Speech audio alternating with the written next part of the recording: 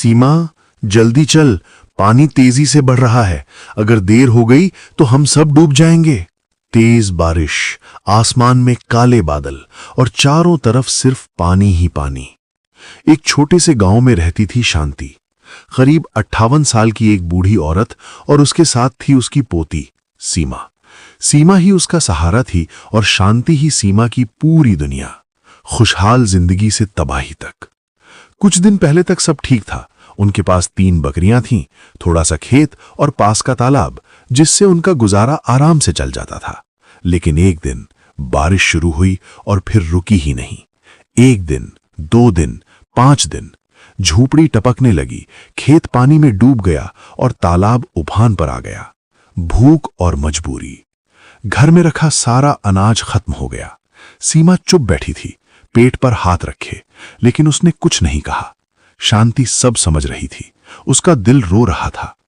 आज भी कुछ नहीं है बेटा, लेकिन कल जरूर कुछ लाऊंगी। अगले दिन दोनों बारिश में ही बाहर निकली। कीचड़, फिसलन, ठंडी हवा, लेकिन दिल में सिर्फ एक बात, सीमा को भूखा नहीं सुलाना है।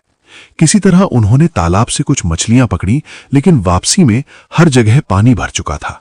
सीमा डरते हुए बोली, दादी, लगता है बाढ़ आने वाली है। रास्ते में एक आदमी मिला।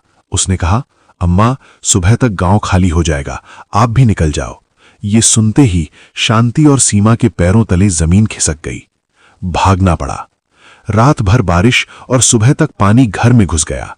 बकरियां चीख रही थीं, सीमा रो रही थी। दादी, अब क्या करेंगे? शांति ने कांपते हुए कहा, अब हमें यहां से जाना होगा। दोनों ने थोड़ा सामान उठाया, बकरियों को साथ लिया और भीड़ के साथ निकल पड़ी। रास्ता बहुत कठिन था। कीचड़, पानी, पत्थर। शांति बार बार गिरते गिरते बचती। धीरे चल बेटी, मैं थक गई। सीमा तुरंत उसका हाथ पकड़ लेती। मैं हूं ना दादी। इंसानियत। दोपहर में सब लोग एक पेड़ के नीचे रुके। किसी के पास थोड़ा खाना था, किसी के पास पानी। सबने मिलकर बांटा। शांति ने कहा, देखा बेटी, मुश्किल में ही असली इंसानियत दिखती है।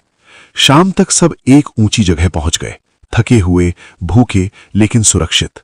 सीमा ने पूछा, दादी, हम बच गए ना? शांति ने मुस्कुराकर कहा, जब तक हम साथ हैं, हम सब जीत सकते हैं। अगले दिन दोनों ने टहनियां, घास और लकड़ियां इकट्ठा की। धीरे धीरे एक छोटी सी झोपड़ी बना ली। सीमा बोली, दादी, ये हमारा नया घर है। शांति की आंखें भर आईं।